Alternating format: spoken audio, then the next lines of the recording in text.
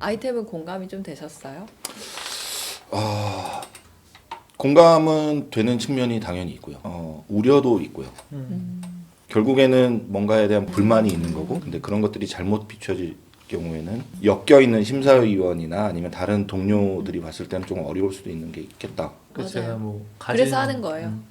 그럴 것 같더라고요. 편집이 다 되는 거니까 네. 편하게 말씀해 주시면. 네. 시작부터 얘기해 봐야 될 것 같은데 이 젊은 건축가였을 때 받을 수 있는 상들이 그 시기라는 게 사실 한정돼 있을 텐데 한국에서뿐만 아니라 뉴욕에서도 받으셨고 저희가 첫 번째로 받은 게 뉴욕에서 주는 젊은 건축가 상인데 네.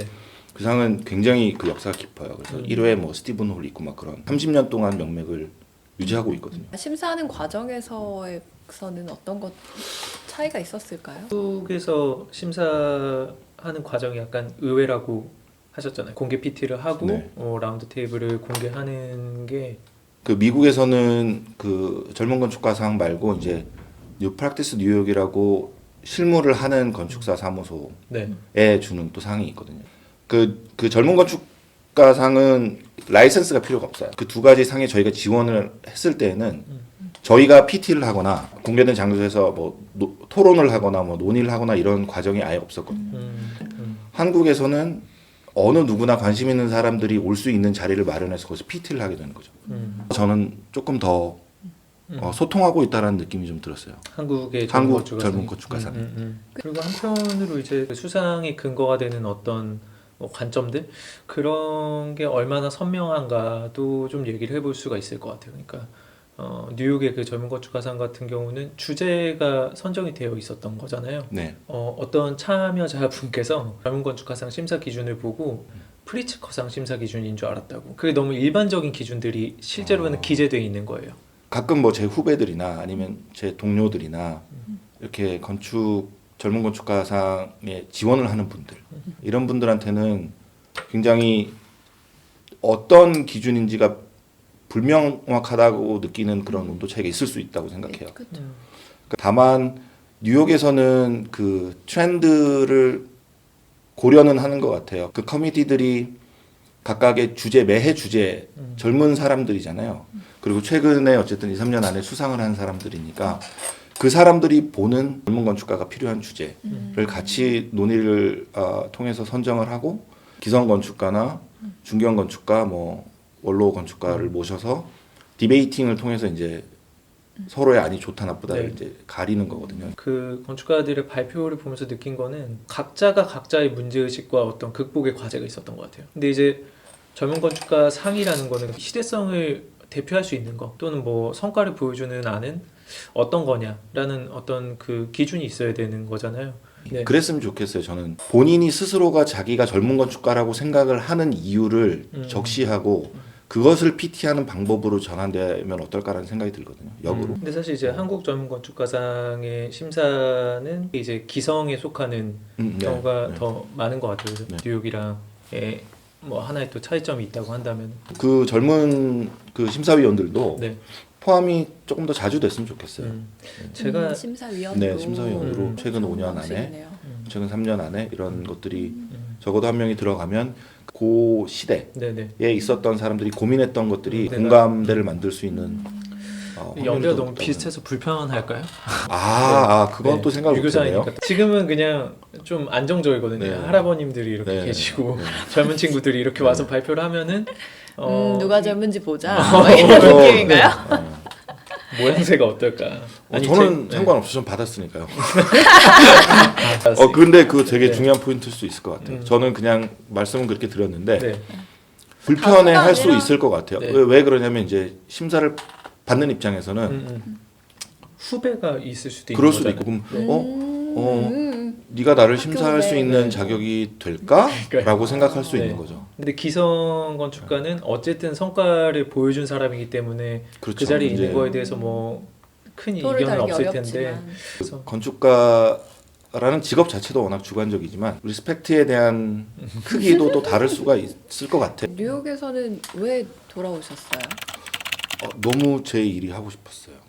그러니까 뉴욕에서도 오피스를 냈었거든요. 네. 그러니까 듀얼 잡인 건데 낮에는 어쨌든 생계 때문에 그 지금 파트너인 임 소장은 따로 사무실에, 저도 사무실에 돈을 벌어야 했고 이제 밤에 이제 같이 작업을 뭔가를 했던 할 수 거죠. 있는 그 의견을 공유하고 그런 것들을 표현할 수 있는 저희 보이스를 내고 싶었어요. 한국으로 돌아와서 처음 설계 공모하신 게 잠실 종합. 잠실이었죠. 네. 일이 주금시장. 없으셔서? 네네네. 일도 없었고요.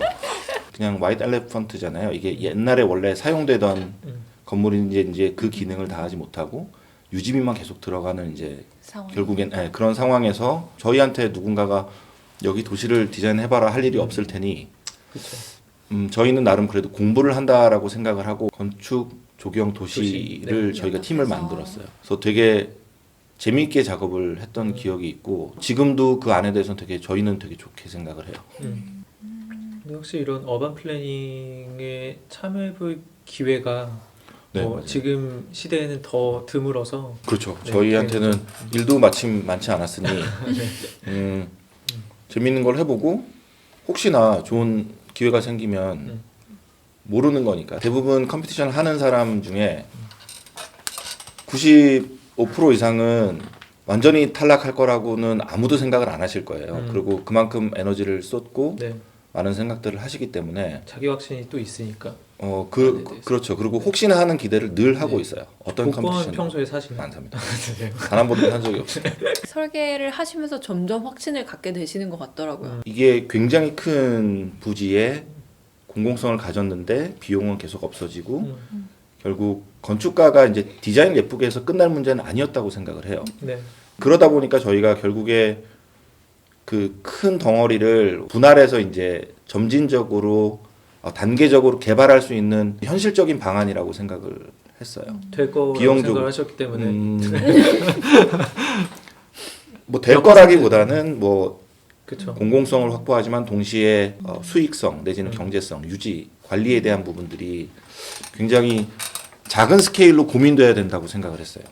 그래서 굉장히 큰 제스처보다는 훨씬 더 실질적이고 핀포인트를 할 수 있는 그런 전략이 있어야 될 거라고 저희는 그때 생각을 했어요. 좀 규모가 있는 공공건축들이 항상 그런 경제적인 예산 문제로 이렇게 가다 멈췄다 네. 멈췄다를 반복하니까 이 시기에 되게 적절한 고민이셨을 것 같다는 생각이 들어요. 근데 이게 단순히 조감운동장만 있는 게 아니라 이제 주변 공간을 엮어내는 아이디어도 좀 필요한 게 아니었나 싶었거든요. 네네네. 당선된 것들 사진만 봐도 딱 알게 돼요. 네. 그 부분에 포인트를 주지 않고 이런 점진적인 이거를 선택하실 때는 꼭 많이 고민되셨을 수 있을 것 같은데. 그 당선안들을 보면 되게 큰 이렇게 판을 잇거나 아니면 뭐 건원안 같은 경우는 모노레일을 만들고 그 연결에 대한 적극적인 제스처들이 결국은 당선안으로 이어졌고 지금 현대자동차 부지에서 넘어오는 마이스라고 해가지고 뭐 네, 앞자를 따가지고 이제 복합적으로 프로그래밍화되는 그런 모토를 가지고 이제 진행을 하던 거다 보니까 탄천 있는 쪽 그 수변 공간하고 그 너머에서 있는 사람들하고의 연결이나 접근이 기존 인프라를 유지하면서도 할 수 있다라고 판단을 했던 것 같아요. 이제 어떤 측면에서 보면은 그게 굉장히 소극적이거나 그 열망을 담아내기에는 되게 큰 제스처가 아니었다고 판단이 됐을 수는 있을 것 같아요. 근데 내부 투시도를 보니까 저는 그 동대문 운동장을 걸을 때 느꼈던 그 외벽에 대한 느낌. 외벽의 느낌이 이렇게 살아나는 그 프로그램 월이라고 하신 네. 부분도 사실 동대문 운동장을 걷다 보면 이렇게 많은 공간이 남아있네. 예를 들면 뭐 마켓을 할 수 있는 열린 공간처럼 돼 있다고 생각을 했는데 거기에 이제 프로그램이 들어가 있는 형태처럼 느껴지기도 했거든요. 결국에는 원래 있던 구조물하고 다른 프로그램 레이어를 중첩을 시키면 결국 그 사이 공간은 훨씬 더 활발한 액티비티들이 일어날 수 있는 거리이자 그 다음에 외부 공간이자 몰처럼 그런 부분들이 이제 한 켜가 더 생기는 거죠. 그 주경기장을 바라보는 쪽 한쪽은 그거랑 대응하는 네. 새 건물 사이를 경험하는 거라서 저는 특별한 경험을 만들 수 있을 거라고 생각을 했어요. 그러니까 되게 적은 액션으로 기존 구조물을 활용해서 네네네. 재밌는 공간을 만드신 것 같아요. 네. 이런 지연 혹은 있는 거에서 조금씩 변하는 아이디어라는 게 사실 서울에 되게 필요하다는 생각을 저는 하는데 저도 근데 그런 의견에 동의하는 게 그 공적 자본이 들어가는 프로젝트에서의 말씀하신 것처럼 네네. 그 얼마만큼까지를 완수할 수 있을지는 사실은 너무 긴 호흡이다 보니까 저는 그 자금과 그런 것들의 실행 수행에 대한 완성도가 굉장히 밀접하다고 생각을 하고 더군다나 공적인 영역, 공공건축물에서는 그게 더 필요하다고 생각을 하거든요. 그러니까 그런 측면에서는 지금 있는 기능이나 지금까지 점유되었던 방식을 완전히 바꿀 수는 없는 거라고 생각을 하고 굉장히 조심스럽게 접근해야 된다라고 생각을 해요. 그러니까 백지에다가 많은 돈을 가지고 새로운 걸 뿅 만드는 상황이 아니니까 그렇죠. 기존에 그렇죠. 있고 공감대가 있는 것 같아요. 되게 이렇게 점진적인 변화들을 이야기나 안들을 내는 건축가들도 많아지고 근데 이때는 심사위원들을 고려를 특별히 안 하신 건가요? 김영준 건축가 네. 선생님하고 뭐 알레한드로 자이라폴로 네, 네. 이종 뭐 이런 분들이 있었는데 그때는 고려 안 했던 것 같아요.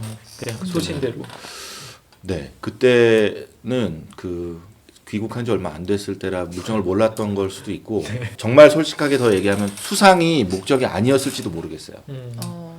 그 이런 사이트에 대해서 우리의 목소리를 낸 것들을 기록하자가 더 컸을지도 모르겠어요. 어떤 풀을 넘지 못했을까에 대한 궁금증이 있는 거죠.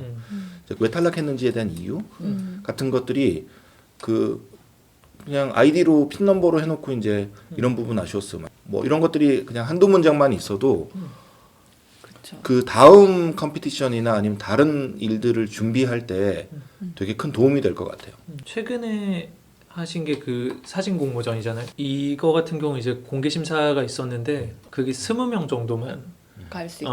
저는 더 많은 사람들이 참여할 수 있는 뭐 제도적으로 확보가 좀 되는 시기가 왔으면 좋겠다라는 생각이 듭니다. 열성적으로 그 컴피티션 2만 사람이 70명인데 자리가 20명인 건 너무 너무 그 박하다. 네. 그 그거를 진짜 아프리카 방송처럼 이렇게 별풍선 별풍선 넣어서. 커멘트가 되게 좋은 게 나갔으면 네 좋아요 누르고 오, 네, 운영하고 싶다. 그게 진짜 수익도 다음에 만들고 그거 이렇게 수익도 가가지고 만들고